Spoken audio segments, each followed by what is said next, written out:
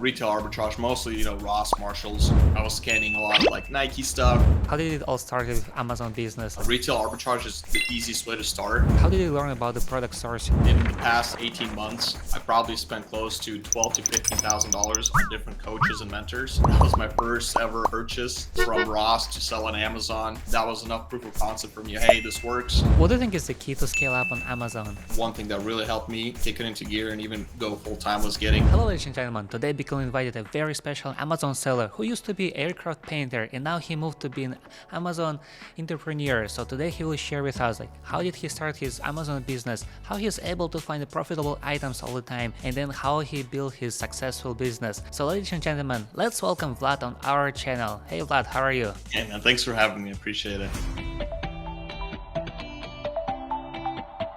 Yes, our pleasure to have you on our channel. So can you introduce yourself first?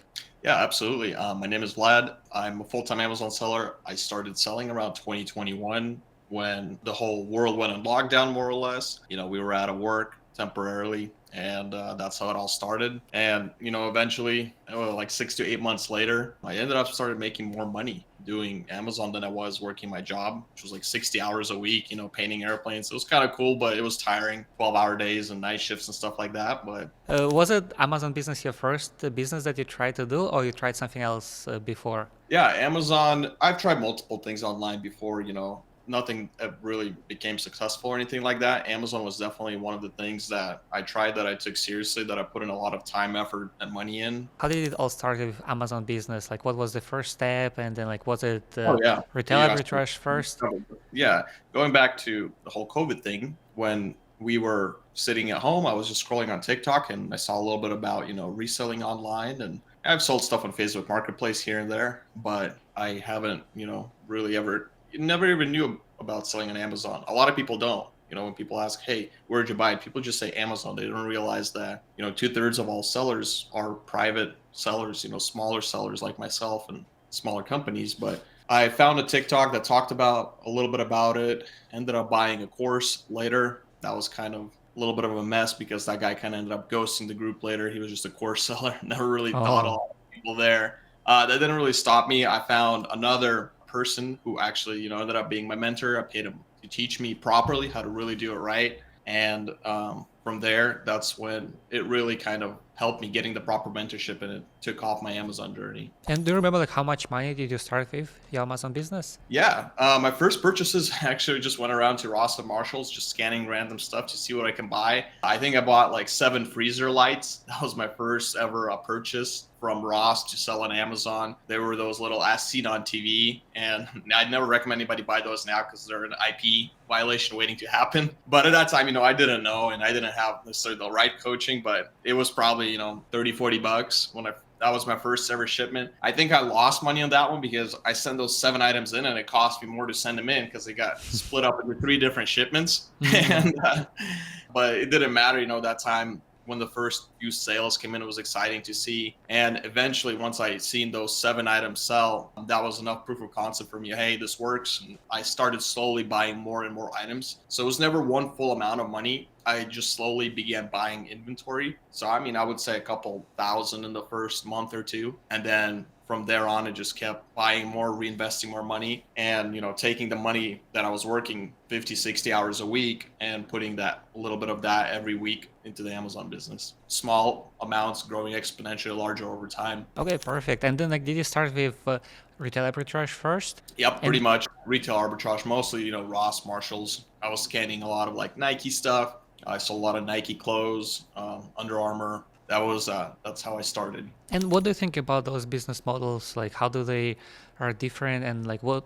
Yeah, it all depends, how much capital you have, I think, for the most part, and of course, experience. Retail arbitrage is the easiest way to start because you can buy those products, you'll have them in your hand right away, and you can, send them in the same day or the next day to Amazon. You don't have to order it, wait for the products to come in like you do online, and, have potential price tanking. So with online arbitrage, there's a little bit more barrier to entry. You do get access to more products. I would say from everyone that I know who still does retail arbitrage, they have a lot higher margins just because they can source certain products are, on clearance or on sale that I can't necessarily get online. Wholesale, I also know people who do wholesale. Their margins are a little bit slimmer. Some supposedly have more, and it just requires more capital and, of course, relationships with suppliers. The few wholesale accounts that I had, I didn't have good luck. A lot of their pricing were almost the same as retail. Some of those products I was actually able to get cheaper through Walmart than they had at Mm. a wholesale price. So I think that just might be the suppliers that I had at that time, but I know others who have,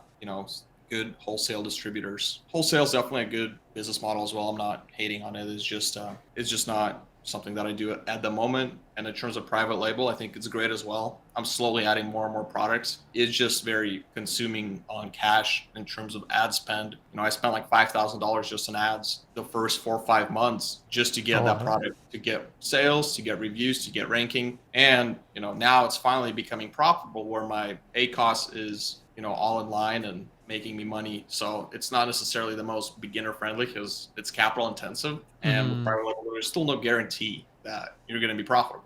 And then like for private label, like how do you usually like look for the product? Like how do you decide this is the product I want to try out to sell? I actually also just got some mentorship on that, and Mm. combined a lot of my knowledge that I have with online arbitrage as well. So I got my two products that I have right now. One of them still on the way. I haven't made any sales. It's my second new product. My first one's a reorder, and my goal is to just continuously keep adding and testing different products. There's just a few criteria that I go off of based on what I've learned. I'm still in the trial and error phase, so by no means I'm a private label expert. Yeah, right, I'm a right. private label beginner, but definitely most of my knowledge is in all the online arbitrage. How did you learn about the product sourcing? Because I think this is the most important part for the Amazon business. So like, what was the process of you to learn about the product sourcing, how to find the profitable items and so on? Absolutely. Yeah. For me, that came down to mentorships. In the past like 18 months, I probably spent close to twelve to $15,000 on different coaches and mentors. They really taught me different ways, a lot of the different methods that they use. I think that's what really helped me. I don't know if I'd be here without them. Just free YouTube videos as well. There's a lot of guys in the space who make YouTube videos that are completely free. I watch plenty of those myself. Trial and error becomes experience over time, as you take what you learn, combine it with your own knowledge, practice, and you get where you are over time. Yeah, right, right. And if you take the coach, it's much easier because you don't have to try it on yourself and do like those mistakes that they did. Yeah, And you can, exactly. I'm not against coaching at all. It is a little bit of an issue in the space. You got to be careful who you take it from. There's a lot of fake gurus, or hmm coaches who coach you, but they don't actually do, the selling themselves or anything like that. Finding the right people in that space. Once you do, though, you should have no issues, spending whatever amount of money you think it's worth, or whatever value you're getting. You don't have to. Again, we have YouTube nowadays, but for me with coaching, I liked it. It helped me out build my network out as well. I think that was the biggest thing. So And what do you think is a good criteria for the coach? Like, how do you choose the good coach for the Amazon? just follow the ones, TikTok, Instagram, YouTube that are already giving you free value. So free hmm help. Those who will offer any kind of guidance already, those are legit. But if you just see the ones that are running random ads at you they have no proof, of any kind of sales history or the fact that they run an Amazon business, I would just avoid those guys. Okay, perfect. Yeah, thanks for sharing that. Yep. And then, like, what do you think is the key to to scale up on Amazon? It's definitely money.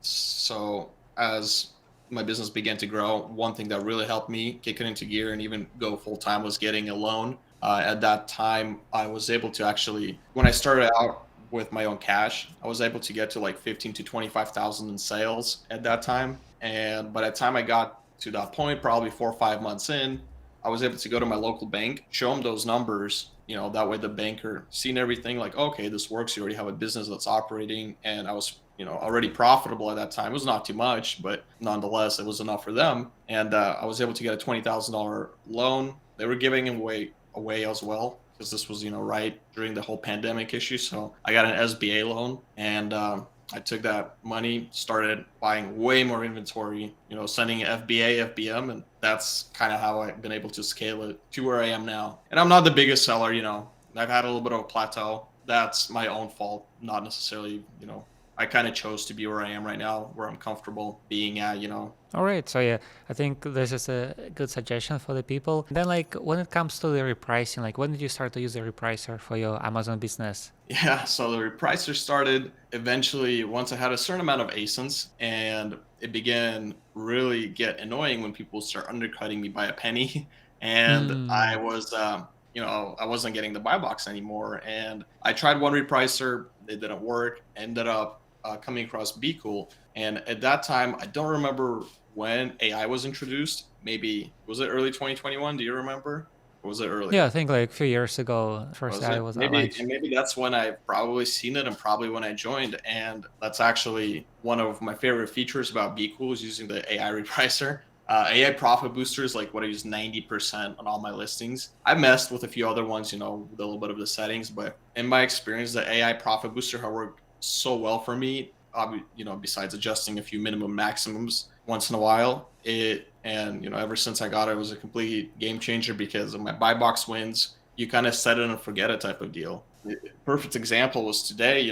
There was one product that kind of tanked in price, so I set my min and max and kind of forgot about it for about a week. And I checked it today. Went from $41.99. I see it's at $49.99. That's a big price jump, and a lot the price tankers sold out. And I knew where I wanted to be at. Well, once they all sold out, they just brought it up for me. So that was just kind of cool to see. I was like, that's something I'll mention in the video today.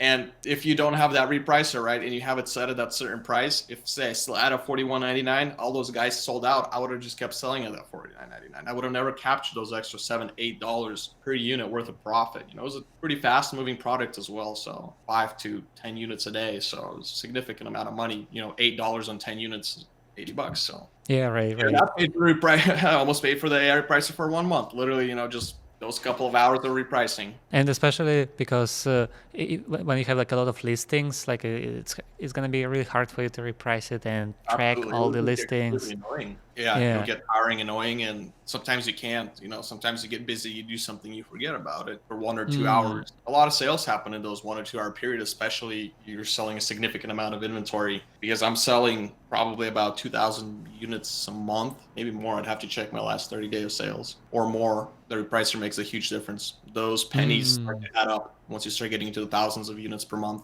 Right. And your time is more valuable. Like you don't want to spend your time on Yeah. repricing. Yeah, the Yeah. reprice will do it 24/7, 365, and I'm gonna take days off where I don't want to think about Amazon or repricing. And Also, I'm kind of curious about how do you set min and max prices for your listings? yeah, over time, I developed a little bit of a strategy, and I think that AI repricers gotten better probably as well on this. I will set my minimum maximum based on the number of sellers and their stock as well, just because I don't want to completely get into any kind of bidding war and tank the price, myself.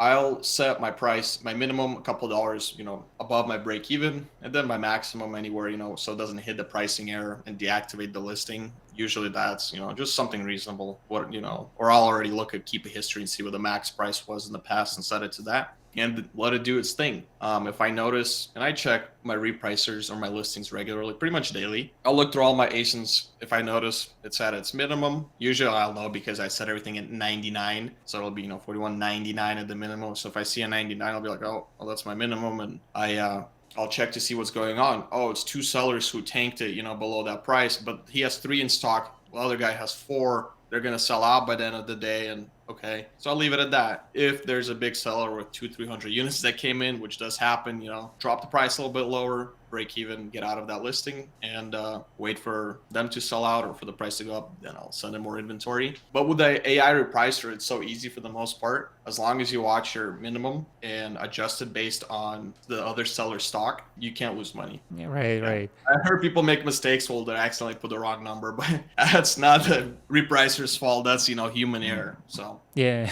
And then like when it comes to the price tanking, because you just mentioned, like how do you usually try to avoid price tanking for the listings? And what do you usually do when price tanks? I'll try never to set my repricer, like I said, to my break even. It'll always be a couple of dollars below. And I do want to keep selling my inventory, depending on, what it is, or how much margin I have on that product, or if it's a one-time flip or replenishable, right? It makes a little bit of a difference of how I set my repricer. A lot of the times they'll even match the buy box, especially the AI profit booster. You get into maximizer. I believe you can also adjust that in settings. That way it doesn't undercut the competition and you have the penny war going down. Although that does happen sometimes, even when it does, I periodically see it just starts bumping it back up over time. So that's kind of my way of avoiding the price tanking, is just watching the price on a regular basis and not completely, setting it to my break even. If I have to get out, that's fine.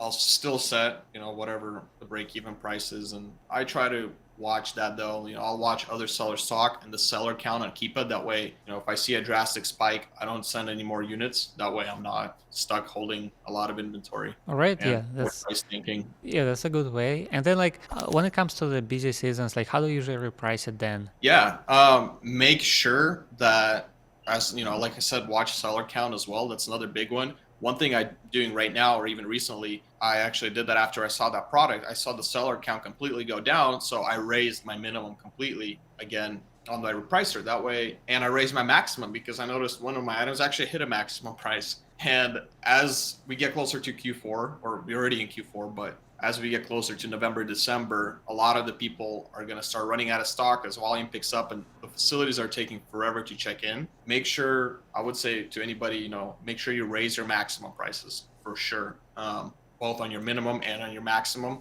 the higher prices being prime. So. All right, okay. And then like when it comes to the less busy seasons such as Q1 or Q2, like how do you usually reprice it? And at that point, it just goes back to me watching the seller count and making sure I don't send in too much inventory. That's going to be the big one, is don't send in a ton of items, in February, or, as we go off of January, they slow down. I did make sure I don't send too many units, and I make sure I watch the seller count as well, especially, seasonal products, toys, anything that's giftable, anything that's seasonal, completely avoid sending it in. Don't even send it in past, in December at that point. So, but my repricing strategy just changes back to watching it, setting my minimum maximum correctly, and adjusting those as needed. all right, okay. Yeah, this is a good way. And then like when it comes to the winning the buy box, do you have like a specific strategy that you use? The biggest thing for me is obviously being FBA and being FBA in stock. Once, another thing with winning the buy box, I will win the buy box sometimes multiple dollars above other FBA sellers, mostly because they're new and my account is more established, or I have more stock as well. So sometimes the whole undercutting by penny, one penny doesn't necessarily work for other people, because not only when the other sellers are on back order, but if they're newer sellers, they're not going to be able to compete with somebody who's, a bigger seller selling it. Because Amazon will let you get the buy box even slightly higher price, because they get a higher fee as well. So they're taking home the bigger referral fee from that higher price. And that's one of the tips that one of my mentors told me, and I tested it out, and it was really surprising. It was interesting to see that, especially right now during Q4. I've noticed that today there was 2 items that I'm selling, and it happened. I was priced at $54.99. It's a toy product, and the buy box was actually $49.99, but I had 4 total sales at $54.99. That's a huge difference. And that's just Amazon. For whatever reason, maybe my stock was closer. Those others kind of run out, and being priced higher sometimes when you're on back order as well. I think that's important. So that's why you got to make sure set that max price so that your pricer can do that, because BQool knows when you're on back order as well. I think that's another cool thing, is once I run out of inventory, I'll go from whatever my break even, or if it's minimum price, or whatever I was winning the buy box at, it'll shoot me back up in price. Sometimes and I'll still keep winning the buy box, and then I'll get 1 or 2 sales at the higher price as well. I thought that was really cool. So it's definitely a cool feature of BQool as well. And then like when it comes to the other tools, like what kind of tools do you use for your Amazon business? Yeah, I keep it simple. Keepa, that's the most important one. I know a lot of people use SellerAmp, but I use Rev Seller. It's a little bit older, but it's simpler to use. That's just how I learned. I've also tried SellerAmp. It's a pretty good one. And BQool, so those are really my 3 main. I got my Keepa, my Rev Seller, and my BQool repricer. I also use Inventory Lab for sending in my shipments and tracking my profit and loss. That's pretty important. Otherwise, those are my 3 or 4 favorite softwares to use. And when it comes to deciding like which product to purchase to resell, like do you usually look at Keepa or RevSeller? Yeah, I use both of them together and make my buying decision on that. I'll look at Keepa to see if the seller count is going up, going down, or if it's flatline. The most important thing, the 90-day price, seller stock count. I've seen listings where it looks good, but there's a seller with 550 units, on that listing. I'm not going to send in too many units on that one. I'll send in just a few to test. But in my experience, a lot of those guys with a lot of units in stock, if you try to compete with them, they'll completely tank the price just because they're getting it in wholesale or they're buying pallets. They're getting good deals and they're able to lower that price a little bit more. But between Keepa and RevSeller, that's really how I make my buying decisions. All right, that sounds good. And then still you see yourself to be an Amazon seller like in 5 or even 10 years? I really think, e-commerce is going to continue going the way it is. And my goal with this is not to continue flipping, OA and from 5 years from now, but it's to have my private label brands, up and running. So a lot of part of the money that I'm making from online arbitrage and from selling is going to fund my private label products. So, and, once those are funded, I'll continue selling them on Amazon, however long it may be, 3, 5, 10 years, however long Amazon's around, which I don't see them going anywhere. And, as long as I don't decide to sell, the brands become good, then I'm going to keep them selling, So you want to build your own brands on private label. And what do you think is the most challenging part with the private label? It can take some time. I launched my first product April, and right now we are in October. So it took me, that period of time to even see profits. And in between that time, I've had thousands of dollars, not only in inventory, but thousands of dollars went into ad spend. So for a lot of people, it's going to be capital. For private label, the barrier to entry is, minimum $5,000 to $10,000. If somebody's starting in private label with no knowledge, I think there's even a higher chance of them not making it and losing that $5,000, $10,000. I know a lot of OA guys or even wholesale guys, they add private label products as icing on the cake, so to say. Although there's plenty of successful private label guys that only do private label, but for your average Amazon seller, it's gonna be easier for them to start in arbitrage, retail, online, and then slowly add private label products and build that up over time. Because then they can use the profits, like me, the advertising cost, all of that just came out of my Amazon balance, and my inventory lab just showed me, okay, this month's cost of advertising was, $1,200 and came out of my balance. You can see my profit and loss and everything. And whether as someone who's just launching one private label product, they're going to be paying that out of pocket. That's going to be charged to their credit card. They're going to be responsible, coming up with that cash. And if they don't have a lot of cash and they were hoping that product will work, they can really ruin themselves and just their whole Amazon private label experience in general. So yeah, I totally agree with you. And yeah, I think like Amazon private label is quite challenging, but maybe I like think in it's the the hardest way to start selling on Amazon. It's definitely private label. And and it's alluring to everybody, right? Oh, my own brand, I'll sell it for millions of dollars later, but man, it's not necessarily that easy, and it's capital intensive. Whether as arbitrage, you can start with $100, get your proof of concept, continue with a few thousand, and as you're selling, you're already being profitable. For the most part. Right. You got the right help. Now, Vlad, I want to ask you about like your social media channels because I know that Yeah. you also share on your platforms about selling on Amazon. So can you tell us more about this? Yeah, I shared it a little bit, mostly on my Instagram and a little bit on YouTube channel. Modern Reselling is where I've been most active on Instagram. I just shared, kind of my experience, the journey. A lot of people do it, and connected with a lot of both other sellers and businesses as well. And a lot of people kind of reached out to help. I told them how to get started. I've helped a few other people get started. I shared a little bit about that on Instagram and YouTube. I haven't posted recently. I haven't been super active on there, mostly because I just took a lot of time off in the summer. Just haven't got back into it. I'll probably start posting again, but there's plenty of content on there, and I'm still active, if somebody messages me. All right, so yeah, we're gonna make sure to put the links in the description. So guys, make sure to go and follow Vlad on his channels. We're getting to the end of our webinar today, so thank you so much, Vlad, for sharing like all the tips and strategies and your story on Amazon. I think it was great. Yeah. Hey, thanks. I appreciate you having me here, and that's it, man.